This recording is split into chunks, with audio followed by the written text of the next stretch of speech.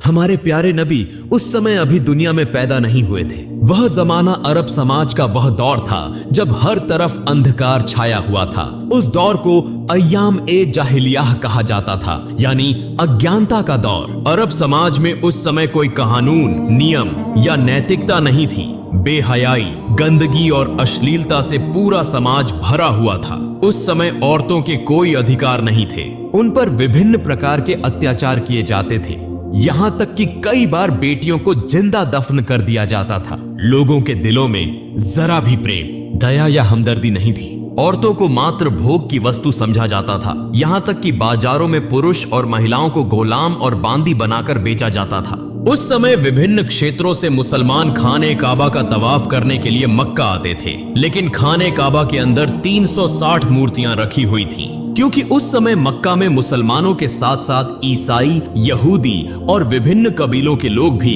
व्यापार के लिए स्थायी या अस्थायी रूप से बसे हुए थे। उनमें काफिरों और मुशरिकों की संख्या अधिक थी, इसी कारण उनका दबदबा सब पर बना हुआ था। फिर 570 ईस्वी का समय आया जब मक्का के प्रधान नबी करीम के दादा और कौरैश कबीले के सरदार अब्दुल मुत्तलिब थे, जो खाने काबा की देखभाल के जिम्मेदार भी थे। उस समय नबी अपनी माता आमिना के गर्भ में थे। इसी दौरान एक दिन अरब में एक बड़ी हाथियों की सेना दिखाई दी, जो धीरे धीरे मक्का की ओर बढ़ रही थी। लोग उनके भय से अपने घर बार छोड़कर भागने लगे थी, क्योंकि वे उनका मुकाबला करने की ताकत नहीं रखते थे। यहां तक कि वह सेना कई मक्का वासियों को कैद करके उन पर जुल्म और अत्याचार करने लगी और नबी के दादा अब्दुल मुत्तलिब के 200 ऊंटों सहित मक्का के सभी ऊंट छीन लिए, ताकि कोई उनसे लड़ न सके। उसी समय नबी के चाचा अब्बू तालिब आकर अब्दुल मुत्तलिब को मक्का की स्थिति से अवगत कराते हैं और कहते हैं, अब्बा, हम उस हाथियों की सेना से लड़ नहीं सकते, इसलिए हमें उनके सामने हथियार डाल देने चाहिए। तब अब्दुल मुत्तलिब अपने बेटे अबू तालिब को लेकर हाथियों की सेना के सरदार से मिलने के लिए रवाना होते हैं। इस सेना का सेनापति था मक्का के पड़ोसी क्षेत्र यमन का शासक अबरहा। वह बहुत शक्तिशाली और प्रभावशाली था। हालांकि अरब समाज उस समय अंधकार में डूबा हुआ था, लेकिन दुनिया के अधिकांश लोग जान चुके थे कि इस्लाम ही सबसे उच्च, सच्चा और शांति का धर्म है। इसी कारण विभिन्न क्षेत्रों के लोग इस्लाम स्वीकार कर रहे थे और समूहों में हज के लिए मक्का आते थे। इस्लाम और खाने काबा की यह लोकप्रियता देखकर अब्रहा ने अपनी शक्ति के बल पर यमन की राजधानी सना में खाने काबा जैसा एक गिरजाघर बनाया, क्योंकि वह चाहता था कि लोग ईसाई धर्म स्वीकार करें और उसके बनाए हुए गिरजे में अधिक से अधिक आएं। लेकिन जब अब्रहा ने देखा कि उसकी इच्छा पूरी नहीं हो रही थी, तो वह अत्यंत क्रोधित हो गया और उसने निर्णय कर लिया कि वह खाने काबा को ढा देगा। फिर अब्रहा 60,000 सैनिकों और 13 हाथियों के साथ मक्का की ओर रवाना होता है। उसी समय अब्दुल मुत्तलिब उसके पास पहुंचकर उससे कहते हैं, मैं तुम्हें चेतावनी देता हूं, जिस घर को तुम गिराना चाहते हो वह अल्लाह का घर है, इसलिए इस खतरनाक काम से बाज आ जाओ। लेकिन अब्रहा ने उनकी बात सुनने से इनकार कर दिया। तब अब्दुल मुत्तलिब ने उससे कहा, तुम मेरे ऊंट वापस कर दो। यह सुनकर अब्रहा हैरान हो गया और बोला, मैं तुम्हारे पवित्र उपासना स्थल को गिराने आया हूं, जहां तुम्हारे पूर्वज पूजा करते रहे हैं। इससे तुम्हारी इज्जत और पहचान मिट्टी में मिल जाएगी।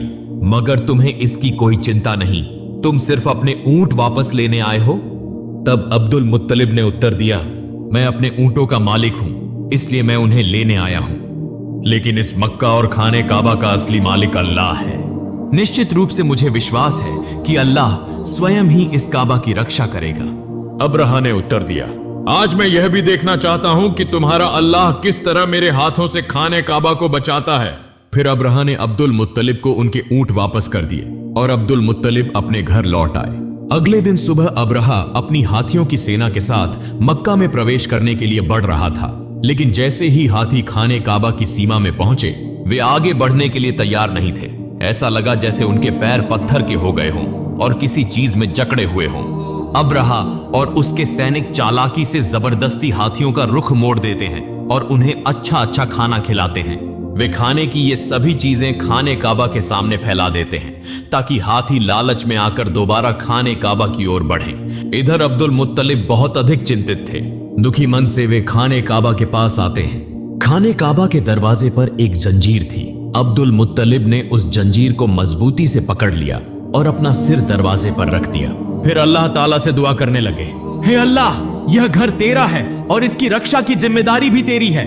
हम तो सिर्फ तेरे बंदे हैं, हमारे बस में कुछ भी नहीं। अब तू ही अपने घर की रक्षा कर। यह दुआ करते हुए उनकी आंखों से आंसू बहने लगे। तभी अचानक अब्दुल मुत्तलिब ने आकाश से एक आवाज सुनी। वे धीरे धीरे आगे बढ़े और जैसे ही उन्होंने नजर उठाई, उन्होंने देखा कि आकाश से सैकड़ों अबाबील पक्षी मक्का की ओर आ रहे हैं। अब्दुल मुत्तलिब आश्चर्य से पक्षियों को देख रहे थे और मन में सोच रहे थे, शायद यह अल्लाह की ओर से भेजी गई वह रहमत है जो आज खाने काबा को बचाने के लिए आई है, वरना इतने अधिक अबाबील पक्षी यहां क्यों आए हैं। हर अबाबील के पास 3-3 कंकड़ियां थीं। एक कंकड़ी उनकी चोंच में थी और 2 कंकड़ियां उनके पंजों में थीं। अब्दुल मुत्तलिब ने देखा कि सभी अबाबील पक्षियों ने खाने काबा के चारों ओर घेरा बना लिया है, यहां तक कि वे तवाफ कर रहे हैं। तब वे समझ गए कि आज दुनिया की कोई ताकत खाने काबा को नष्ट नहीं कर सकती। फिर सभी अबाबील पक्षी तेजी से अब्रहा की हाथियों की सेना और उसके सैनिकों पर टूट पड़े। अब्रहा के सैनिक पक्षियों को देखकर बेहद डर गए और वहां से भागने लगे। लेकिन तब तक सभी अबाबील पक्षी अपनी चोंच और पंजों में मौजूद कंकड़ियां अब्रहा की सेना और हाथियों पर बरसाने लगे, जैसे आकाश से पत्थरों की बारिश हो रही हो। यह देखने में आया कि हर कंकड़ी सैनिकों के शरीर को चीरकर आर पार हो रही थी और पलों में पूरा लश्कर नष्ट हो गया। यहां तक कि अब्रहा भी वहीं मारा गया और अल्लाह ताला ने उन काफिरों को तबाह कर दिया। यह अल्लाह रब्बुल आलमीन की कुदरत थी कि उन्हीं छोटे छोटे पत्थरों के जरिए 60,000 सैनिक और 13 हाथी नष्ट हो गए। यह घटना कुरान पाक की सूरह अल फील में बयान की गई है, जहां अल्लाह ताला फरमाते हैं, क्या तुमने नहीं देखा कि तुम्हारे रब ने हाथी वालों के साथ क्या सलूक किया? क्या उसने उनकी चालाकी को नाकाम नहीं कर दिया? अल्लाह ताला ने उनके खिलाफ झुंड के झुंड अबाबील पक्षी भेजे, जिन्होंने हाथियों की सेना पर छोटे छोटे कंकरीले पत्थर बरसाए, जिसके परिणाम स्वरूप वह सेना कुचले हुए तिनके की तरह हो गई। इसी तरह उस दिन अल्लाह ताला ने खाने काबा की रक्षा की। इस घटना के लगभग 2 महीने बाद एक रात एक अद्भुत घटना घटी। मक्का के लोग अपनी अपनी व्यस्तताओं में लगे हुए थे। उसी रात नबी करीम के दादा अब्दुल मुत्तलिब खाने काबा की छत पर खड़े थे। अचानक उन्होंने आकाश पर एक चमकदार रोशनी देखी जो पूरे अरब, पूर्वी क्षेत्रों और पूरी दुनिया में फैल रही थी। यह दृश्य देखकर अब्दुल मुत्तलिब हैरान रह गए और तेजी से नीचे उतरे। जब वे खाने काबा के अंदर पहुंचे तो उन्होंने देखा कि वहां मौजूद 360 मूर्तियां जो विभिन्न मूर्ति पूजकों ने रखी थीं, स्वतः गिरकर टूट रही थीं। वे खाने काबा से बाहर निकले तो उन्होंने यह दृश्य भी देखा कि कूफा और शाम के बीच पानी का प्रवाह शुरू हो चुका है, जबकि कई वर्षों से वहां पानी का नामो निशान तक नहीं था। उसी समय उनकी नजर अपने घर की ओर पड़ी। वे देखते हैं कि उनके घर से एक अजीब रोशनी निकल रही है, ऐसी रोशनी जो उन्होंने पहले कभी नहीं देखी थी। अब्दुल मुत्तलिब धीरे धीरे अपने घर की ओर बढ़ने लगे और जैसे ही वे दरवाजे के करीब पहुंचे, उन्होंने देखा कि अन्य बीबी आमिना की गोद में एक नूरानी बच्चा मौजूद है, जिसके शरीर से असाधारण रोशनी निकल रही है। यह दृश्य देखकर अब्दुल मुत्तलिब की आंखों से आंसू बहने लगे, क्योंकि इस अंधकारमय अरब समाज में चिराग बनकर आने वाले प्यारे नबी हजरत मोहम्मद दुनिया में तशरीफ ला चुके थे। अगले दिन अब्दुल मुत्तलिब ने अपने प्यारे नवासे की अकीकी की, ऊंट ज़बह किया और गरीबों व जरूरतमंदों को खाना खिलाया। इस मौके पर उनके बेटे अबू तालिबा भी उनकी मदद कर रहे थे। इसी दौरान नबी के चाचा अबू लहबा वहां पहुंचे, मगर जब उन्हें पता चला कि उन्हें गरीबों के साथ बैठकर खाना पड़ेगा तो वे दरवाजे से ही वापस लौट गए, क्योंकि अबू लहब बहुत घमंडी इंसान था। इधर हजरत आमिना के सीने में दूध नहीं था, इसलिए नबी करीम को दूध पिलाने के लिए एक आदाई को बुलाया गया।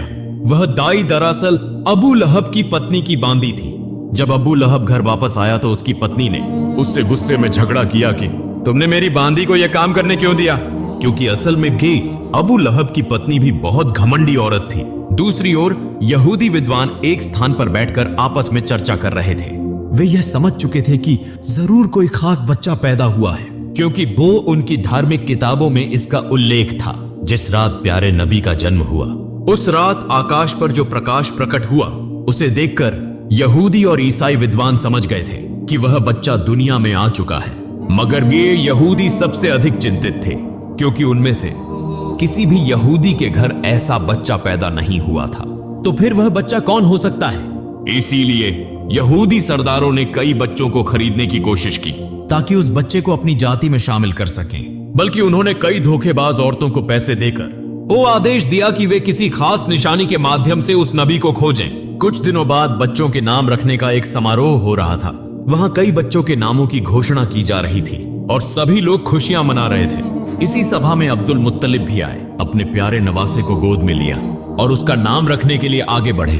अब्दुल मुत्तलिब पहले उस काले पत्थर पर हाथ रखते हैं, तभी खाने काबा के दरवाजे का कुंडा दरवाजे पर खुद ब खुद टकराने लगता है और नन्हे नबी के शरीर से नूर की किरणें निकलने लगती हैं। अब्दुल मुत्तलिब सबके सामने खड़े होकर बच्चे का नाम मोहम्मद रखने की घोषणा करते हैं। यह सुनकर वहां मौजूद विभिन्न कबीलों के लोग हैरान रह जाते हैं और कहने लगते हैं, यह कैसा नाम है? यह तो हमारे किसी देवी या देवता के नाम से नहीं मिलता।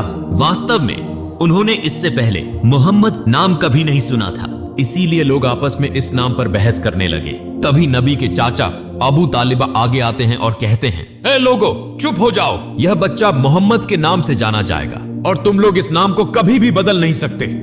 यह कहकर उन्होंने सबको शांत करा दिया और सभी ने उनकी बात मान ली। फिर देखा गया कि अबू लहब अपनी कट पत्नी की बांदियों को वापस लेने आया था, जिसने नबी करीम को सबसे पहले दूध पिलाया था। अब नबी भूखे थे मगर उन्हें दूध नहीं मिल रहा था। यह देखकर अब्दुल मुत्तलिब सीधा अबू लहब के पास गए और उससे इसका कारण पूछा। अबू लहब कहने लगा, यह बांदी मेरी पत्नी ने मुझे तोहफे में दी थी, इसलिए इसकी मालकिन मेरी पत्नी है। यह सुनकर अब्दुल मुत्तलिब गुस्से में आ गए और कहा, तुम मोहम्मद के चाचा होकर भी ऐसी बात कर रहे हो, जबकि मैं तो मोहम्मद के लिए अपनी जान भी देने को तैयार हूँ, मगर अल्लाह ही सबसे बड़ा रक्षक है। इसीलिए नबी करीम ज्यादा दिनों तक दूध के बिना नहीं रहे। उस समय अरबों की परंपरा थी कि बच्चे के जन्म के बाद उसे दूध पिलाने और पालन पोषण के लिए देहाती औरतों को सौंप दिया जाता था, ताकि वह खुली हवा में पलकर मजबूत हो। इसका एक और लाभ यह था कि बच्चे को शुद्ध अरबी भाषा सिखाई जाती थी। उन बंजारिन महिलाओं को इस सेवा के बदले अच्छा इनाम भी दिया जाता था। हर साल रेगिस्तानी महिलाएं मक्का आती थीं ताकि बच्चों को गोद ले सके। इस साल भी कई महिलाएं अपने पतियों के साथ मक्का पहुंची थीं। उनमें एक जोड़ा ऐसा भी था जो रास्ते की भीषण गर्मी के कारण थक चुका था और उनका ऊंट भी कमजोर हो चुका था। मजबूरी में उन्होंने सबसे पहले अपना ऊंट सस्ते दामों में बेच दिया और फिर बच्चे की तलाश में निकल पड़े, क्योंकि वे देर से पहुंचे थे।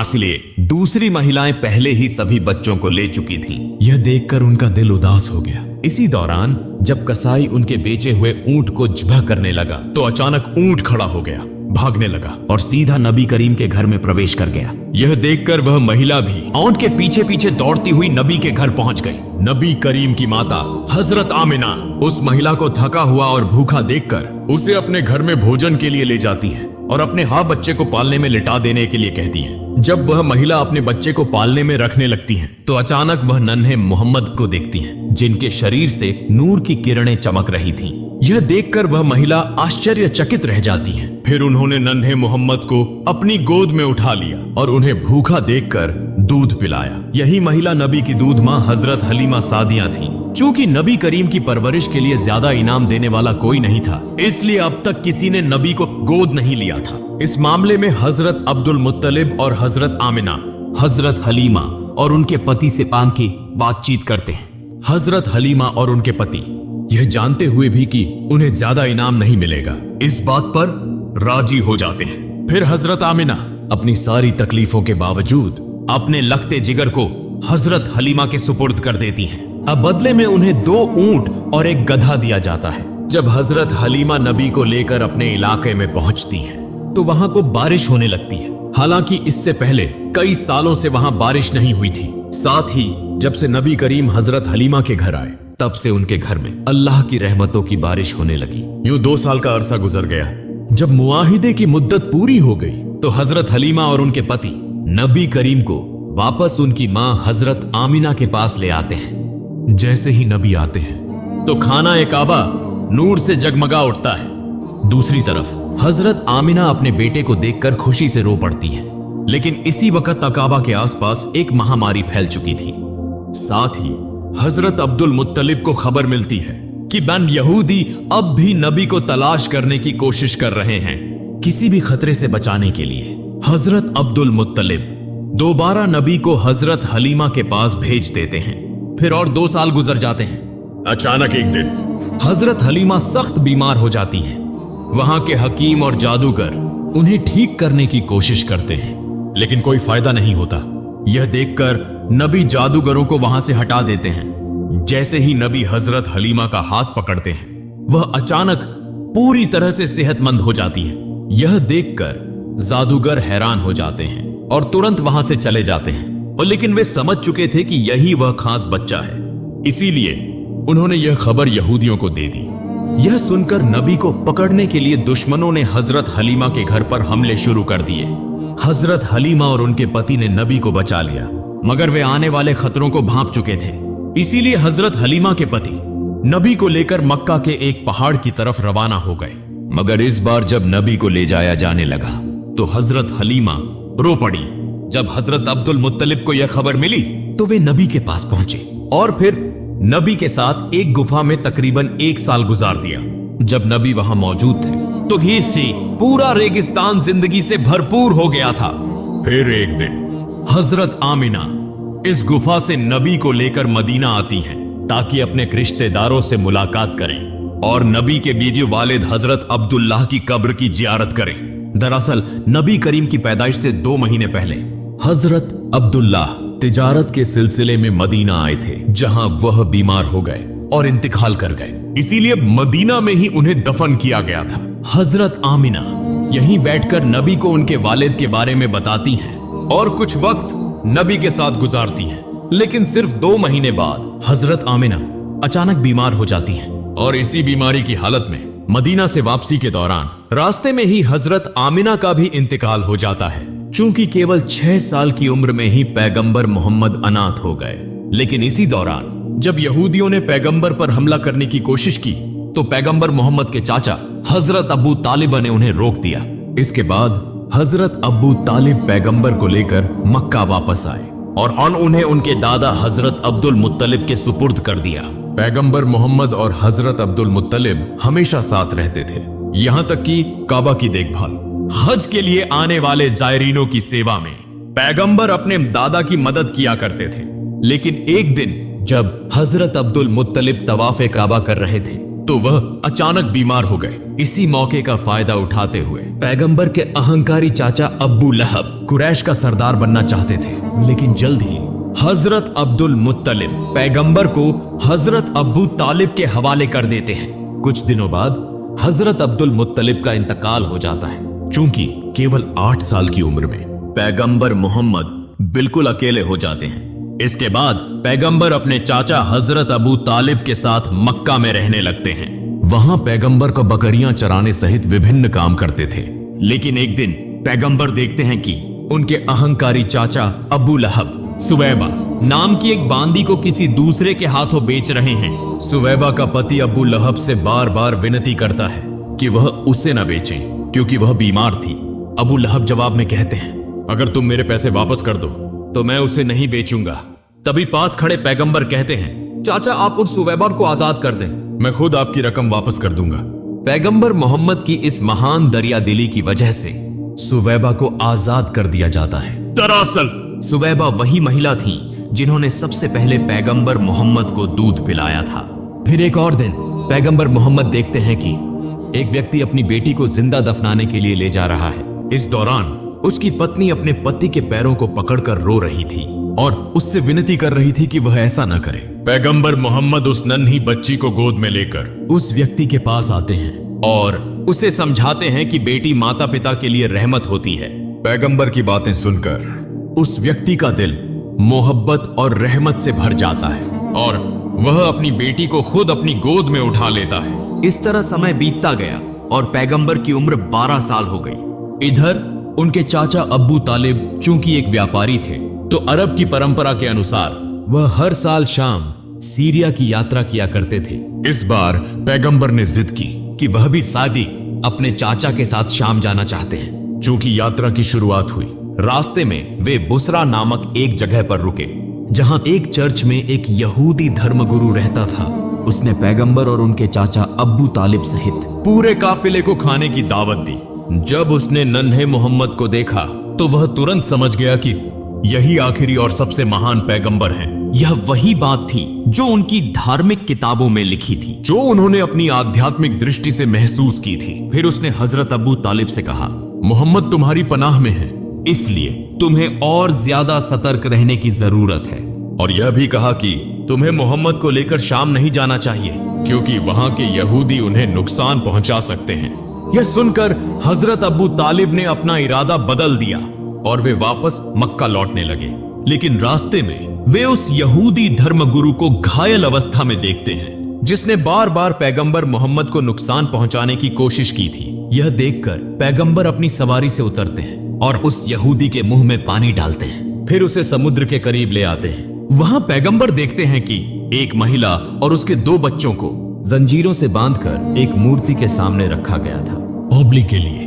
दूसरी तरफ वहां के मछुआरों का कबीला पूजा कर रहा था, ताकि उनका देवता यह बलि स्वीकार करे और उन्हें अपार धन प्रदान करे। और लेकिन जब प्यारे पैगंबर हजरत मोहम्मद ने यह दृश्य देखा, यह देखकर वहां के मछुआरों ने पैगंबर को रोकने की कोशिश की, मगर तभी समुद्र की एक जबरदस्त लहर उठी, जिसकी तीव्रता से वह मूर्ति जमीन पर गिरकर टुकड़े टुकड़े हो गई। यह दृश्य देखकर वहां के पुजारी डरकर अपने घरों में छुप गए। कुछ देर बाद जब वह समुद्री तूफान थमा, तो लोगों ने देखा कि असंख्य मछलियां तट पर इकट्ठा हो गई हैं। यह देखकर मछुआरे हैरान रह गए और जल्दी से वे मछलियां पकड़ने में व्यस्त हो गए। दूर खड़ा वह यहूदी धर्मगुरु भी यह सब देखकर दंग रह गया।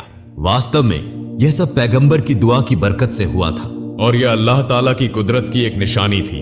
अंतिम दृश्य में दिखाया जाता है कि हजरत अबू तालिब बूढ़े हो चुके हैं और वे काबा के सामने खड़े होकर मक्का के सभी लोगों को बुला रहे हैं कि अब बिना किसी झगड़े के इस्लाम के रास्ते पर लौट आएं और एक शांतिपूर्ण जीवन व्यतीत करें। और लेकिन तब भी मक्का के कुछ सरदार हजरत अबू तालिब और हजरत मोहम्मद को झूठा साबित करना चाहते थे। लेकिन उस समय तक मक्का के अधिकांश लोग यह समझ चुके थे कि हजरत मोहम्मद ही आखिरी और सबसे महान पैगंबर हैं और ये उनका धर्म ही सबसे सच्चा, सबसे महान और शांति का धर्म है।